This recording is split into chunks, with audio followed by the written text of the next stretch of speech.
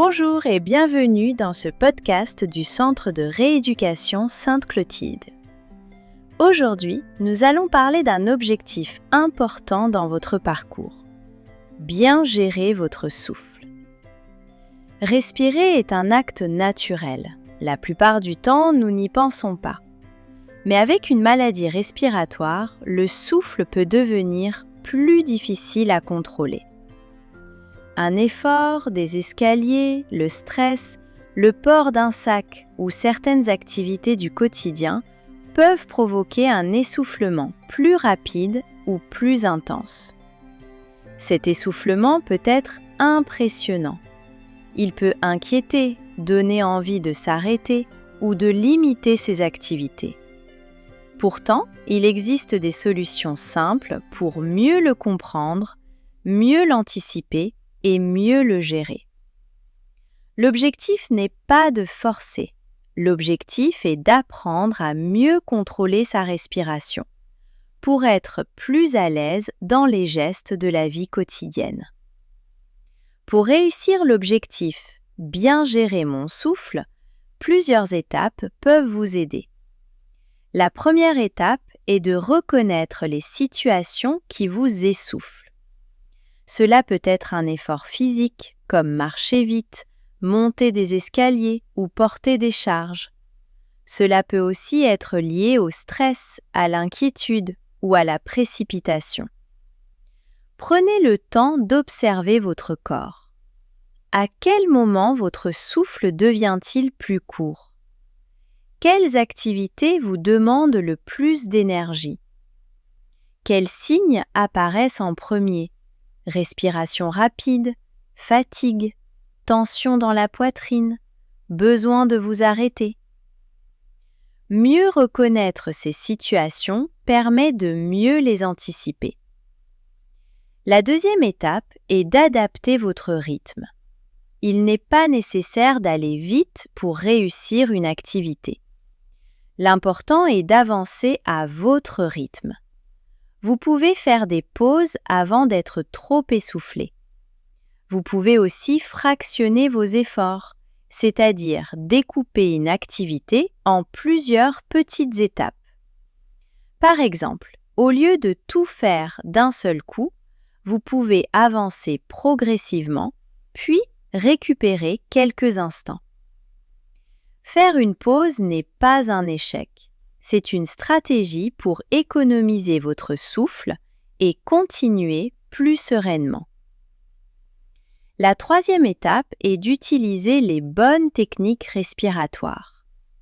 Une technique utile est la respiration à lèvres pincées. Elle consiste à inspirer doucement par le nez, puis à souffler lentement par la bouche, comme si vous vouliez faire vaciller une flamme sans l'éteindre.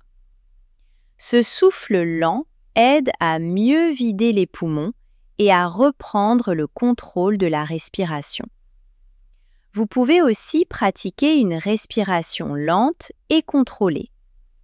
Installez-vous confortablement, inspirez calmement, puis expirez plus longtemps que vous n'inspirez.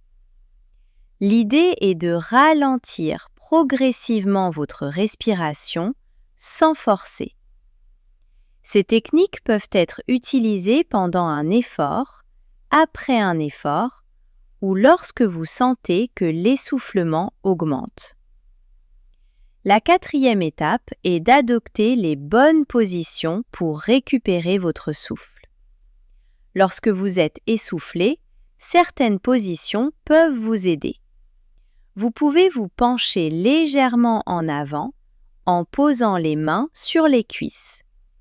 Vous pouvez aussi vous appuyer sur une table, un dossier de chaise ou un support stable.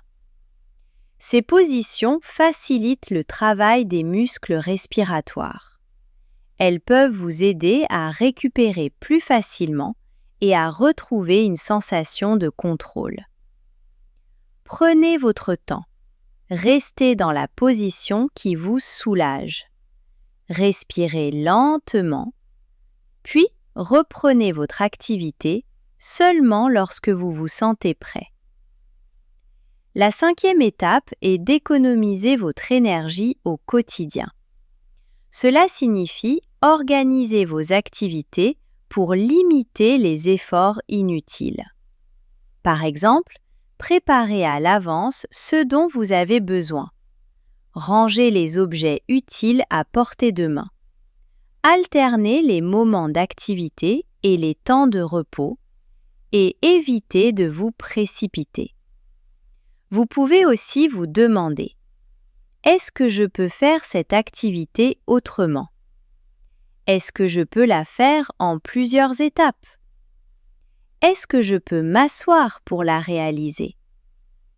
Économiser son énergie, ce n'est pas renoncer. C'est apprendre à utiliser ses capacités de manière plus efficace. Pour résumer, bien gérer votre souffle, c'est apprendre à reconnaître les situations qui vous essoufflent, adapter votre rythme, utiliser les techniques respiratoires, adopter les bonnes positions et organiser votre quotidien pour préserver votre énergie. Chaque personne avance à son rythme. L'important est de progresser étape par étape sans vous comparer aux autres. En cas de doute, de gêne inhabituelle ou d'essoufflement important, parlez-en à l'équipe soignante. Elle est là pour vous accompagner et adapter les conseils à votre situation. Merci d'avoir écouté ce podcast du Centre de rééducation Sainte-Clotilde. Prenez soin de vous, avancez doucement et souvenez-vous, mieux connaître votre souffle, c'est déjà commencer à mieux le gérer.